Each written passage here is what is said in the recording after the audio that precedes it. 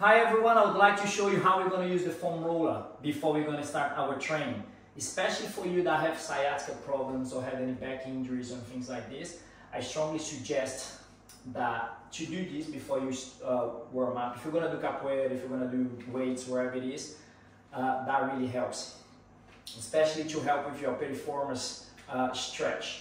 So the way we're going to do, I start, if you have an unbalanced hip or leg, I suggest that you start it from the weaker side. So in my case, my left side is tighter and weaker than my right side. So I'm going to do 2 for 1. So I'm going to do start it on the left, go right, and then left. That's 1 round. So I suggest 2 to 3 rounds. I'm going to, because we're going to do more stuff, I'm going to say 2 for now. If you have more time, add 1 more. Only going to benefit you from it. I'm going to go to the edge. So I'm going to place it on top of my hip. And I'm going to try to lift the leg up so it's more weight towards my leg. And I'm going to do gentle movements up and then down. Sometimes it's so tight that just by holding it is enough. So you judge. And I'm going to try to go up, down, and then move up a little bit more. And then if you want to increase the other leg of support, I go onto my toes. If it's too heavy, I can put my knee down. Then I'm going to go up, down, and making my way down. Just before I get to my knee. Don't roll over your knee, just there, up and down.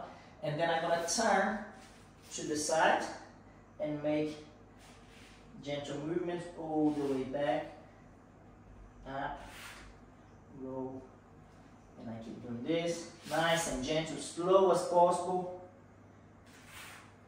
all the way I get to my hip.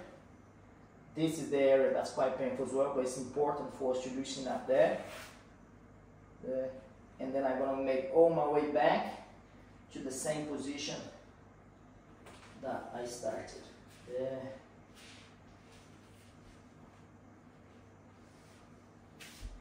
And then I'm going to make the way again. The more I try to take the weight off my other leg, you maximize the benefits of it. We're going to try to roll 1 minute on each leg. So you time it. Of course, at the beginning, you see how long, but the more you do this, you know how much you stay on one area. But if there is an area that's quite tight, I stay long on that area. But there are these gentle movements in and out. Start on the weaker side, go to the normal side, and then weaker side again, so you balance our body out. For the sake of this program, we're going to do 1 minute on each leg. If you need to do more or you have more time, the better it is.